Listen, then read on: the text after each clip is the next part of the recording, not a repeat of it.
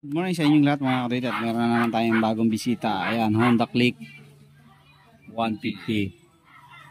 So, ang gagawin natin ay magpapalit tayo ng brake, disc brake, front, tapos mga linings. So, meron na siyang baon. Ito, may baon na siyang disc. Ayan, papalitan natin. Hindi niya kasi madali minsan kasi matigas yan. Hindi agad-agad makakaya. Titistingin natin impakin. Ayan. So, stock size din lang yung binili niya para hindi na magbabago ng bracket. Tapos, lilinisan din natin yung kanyang CVT para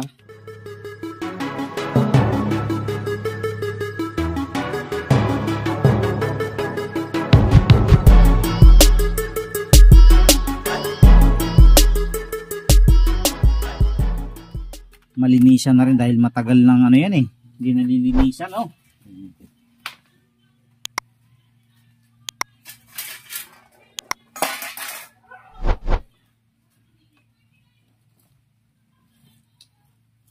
Umapit na po ah. Upod na eh, no? Ayan, nipis na. Ano yun na lang, kapit eh. So ito, susubukan natin. Maliit lang pala to. Problema ko, wala akong impact yata na ganyang kaliit. Tingnan natin. So yan mga kapatid, buti mayroon. Mayroon. Yan kasi yung mga pang heavy duty nating impact. Heavy duty na tools. So importante sa atin to eh.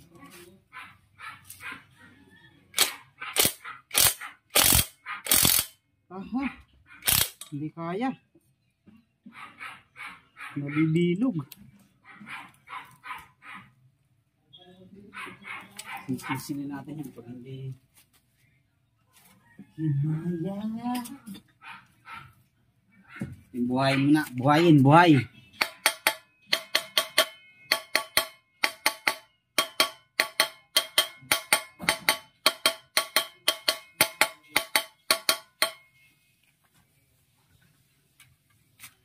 Yung iba, baka apa.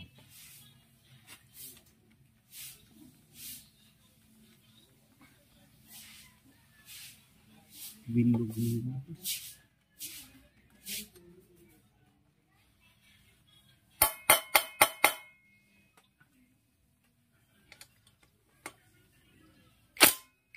Wala. Hindi kaya. Kumapit na talaga. Sa katagalan to.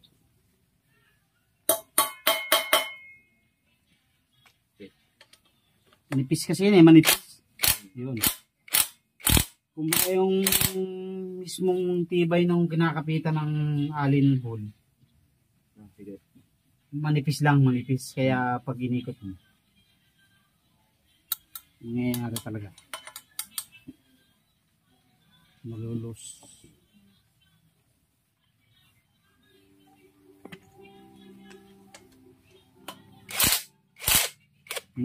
Haba eh. No, tawad mga hanggang dito lang.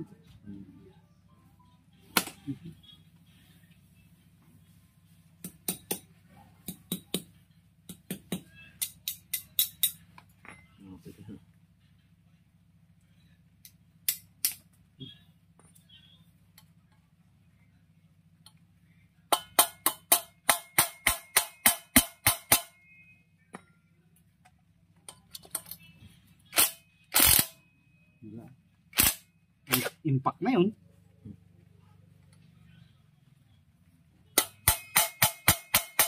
Kaya ito mga ganito, ano to eh, pang forma lang ba?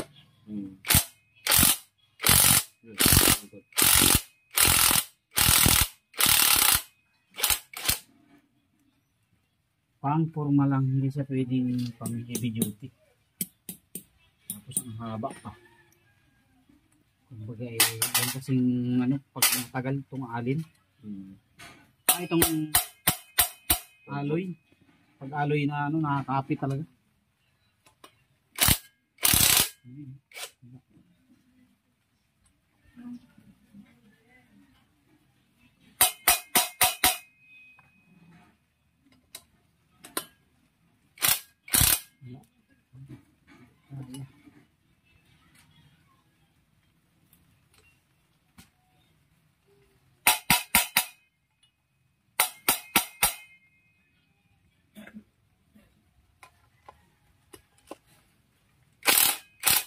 Dahil walang anadali. Isinsilin na lang natin mga kadate kasi papalitan din naman ng bago yan. Mga kadate, pinahirapan tayo. Kailangan pa natin i-welding. Kasi talagang hindi kaya ng sinsil lang. Ang lalim ng baon eh. So winilding natin ang matindi, naputol yung isa. Naputol. So i-drill na lang natin itong isa. Ito yan oh, lalim ng baon niya oh.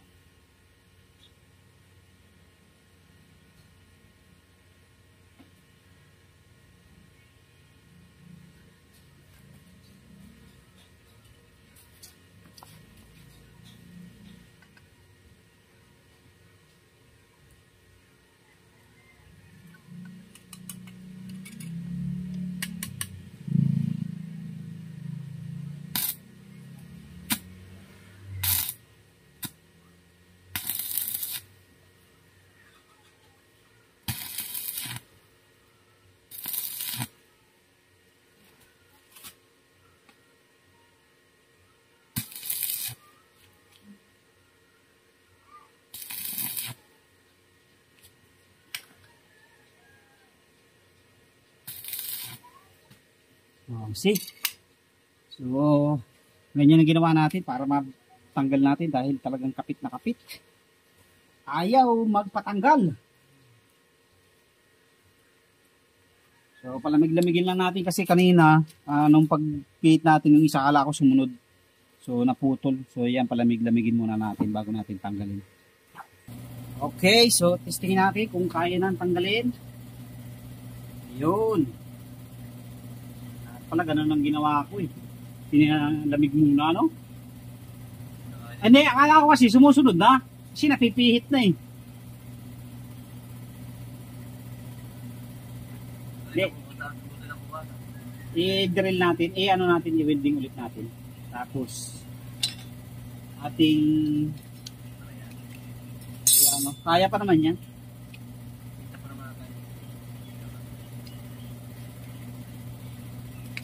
Kailangan natin ng tornilyo, isang tornilyo. So, ito mga kaduit, may natirang isa o yan o. Hindi siya na kuha ng ayos. Ito, yan. So, ang gagawin natin, we-weldingin ulit natin yan. Kasi, okay lang weldingin yan dahil yan naman ay ito alloy, hindi naman siya bakal.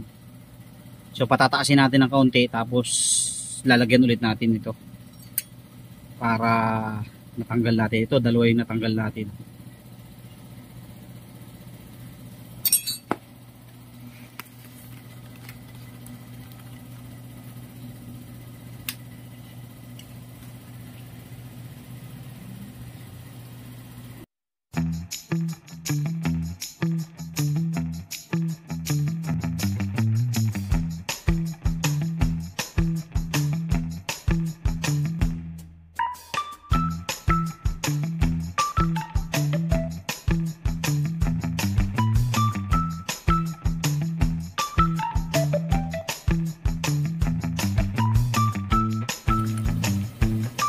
Ambon.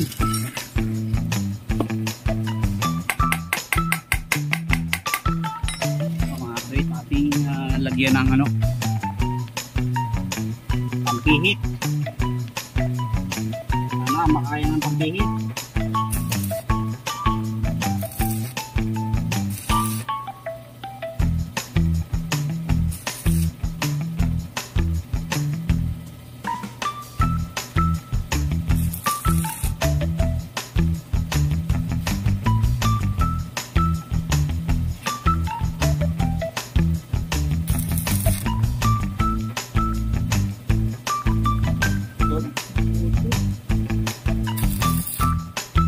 Okay, i-welding natin mga kaduit. Sana sumunod. Ay, wala. Bali. Lambot pati yan. Lambot. Marina na.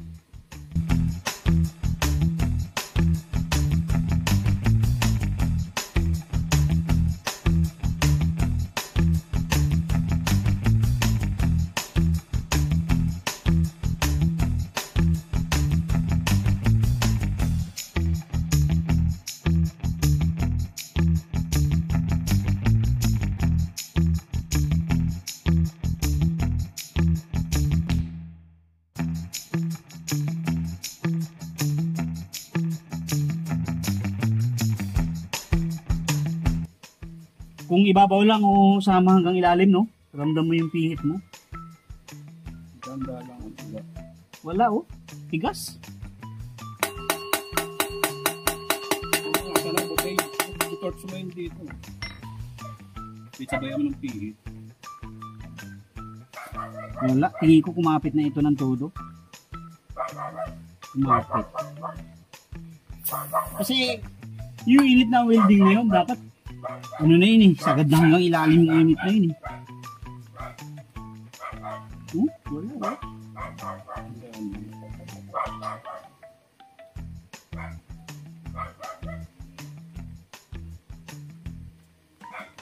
Patch clip na lang dito. Tira yung patch clip dito. Kaya mo, nakasunod na siya oh. Kaso parang ano siya, mababalik na yun. Yun na, malaki na dito.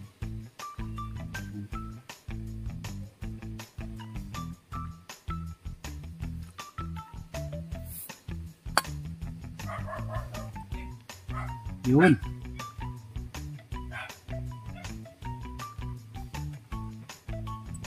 Yun oh, alog na.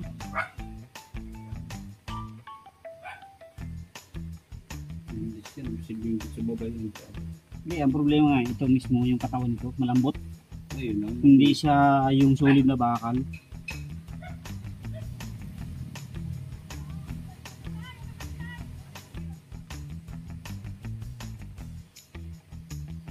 Palabas na si Tinoy.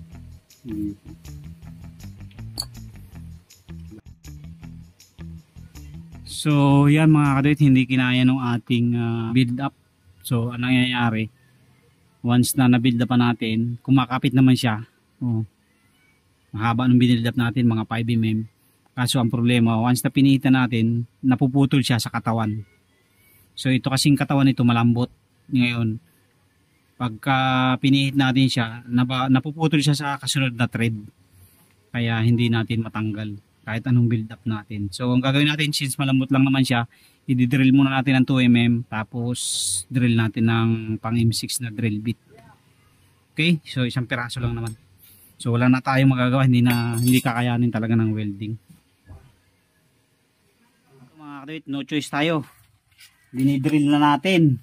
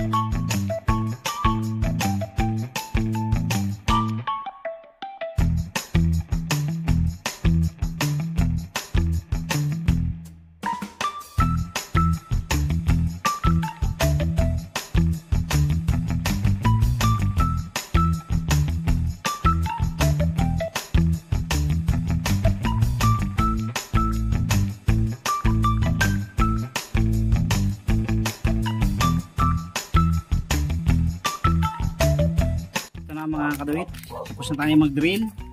Manatara natin ang M6. Abo?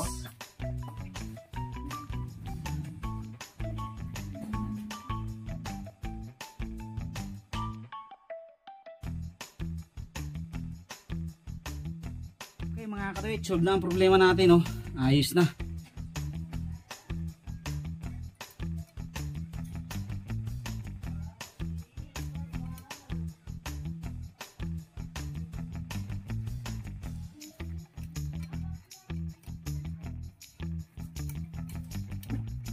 Malakas mo lang ito, likod. Bago naman yun. Ikakabit natin makoto para malakas.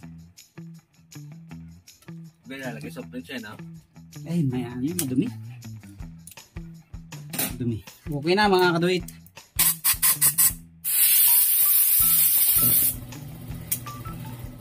So, ito ang pruweba.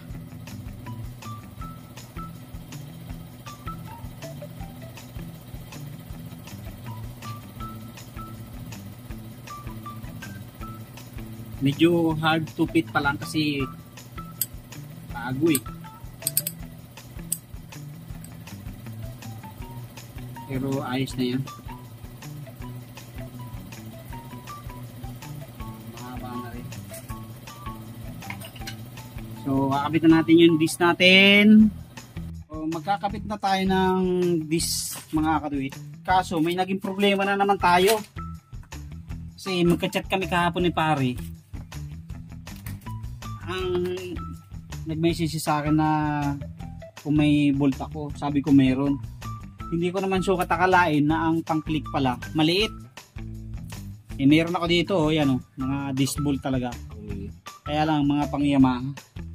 Meron pa rin dito na stock ko. Ay, malaki pala, malaki. So hindi magkakaari. Kaya ang gagawin namin, nasaan na yung disc natin? Siya naman ay pag uwi ay dadaan sa bolts and nuts. So ang gagawin namin ay bibili na lang siya dun. Kapit naman po patahon.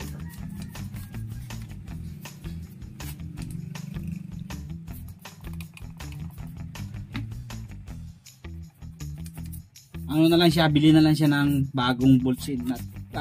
Nut. Disc bolt. Sa ano? Bolts and nuts. Kasi wala talaga tayo eh. Hindi pa tayo.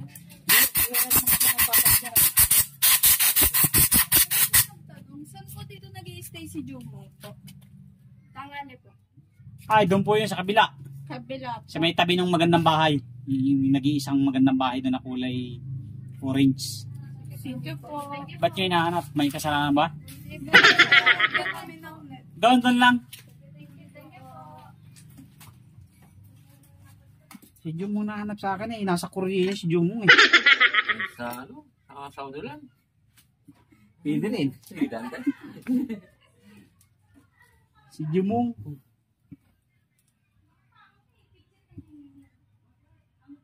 Lima yan, di ba?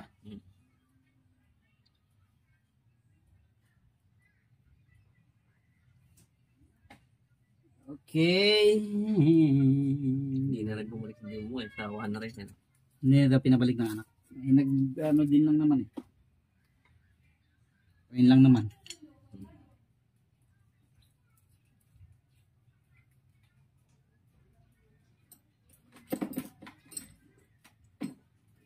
Yung shell ko na lang nga anak. Dalawa na nga sa Canada eh. Panganay at bunso. Si ano bumalik no? Yung anak. Si Darin. Eh no, ayos naman siya eh.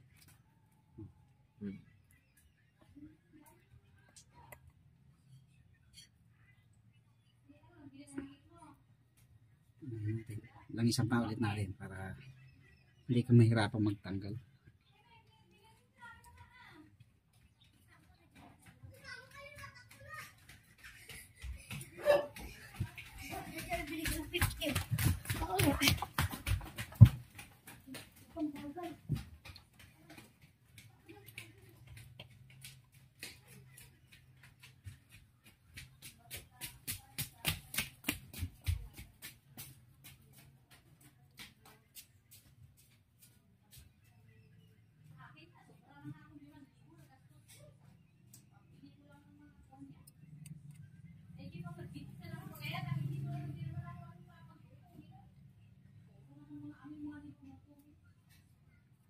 Ayun yung galaw.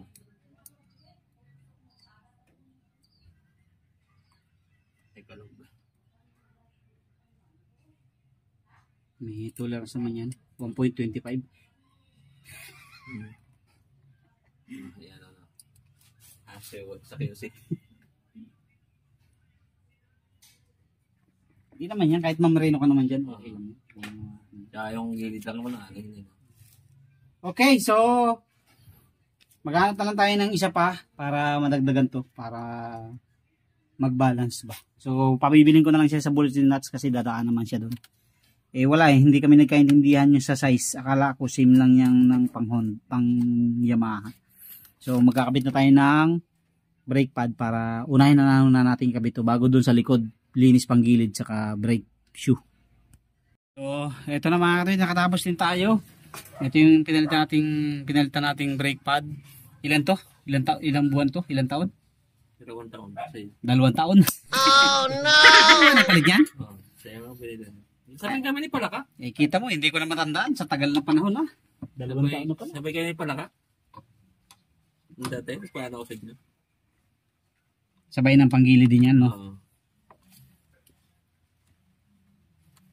Pangabot naman dito ng Palaka. 7 years mga kaduit bago siya nagpalit ng disc sa unahan. Bagay, ang disc naman talaga sa unahan. Hindi naman basta-basta nasisira. Hindi masyadong ano yan. Hindi masyadong... Captic forcer lang sa kulihan. Pagka-emergency. Okay, so doon naman tayo sa Sana ako kabilang side. Sa likod naman tayo. Brake pad, brake shoe at saka CBT. So, ito na mga kaduit. Okay na. Okay, preno. Nirefresh din natin yung caliper niya, hindi na lang natin pinakita. Bitaw. Kasi ano na, madumi na. So marami naman tayong video ng pag-refresh ng caliper, pag lubricate. So panoorin nyo na lang kung gusto nyo malaman, matutunan.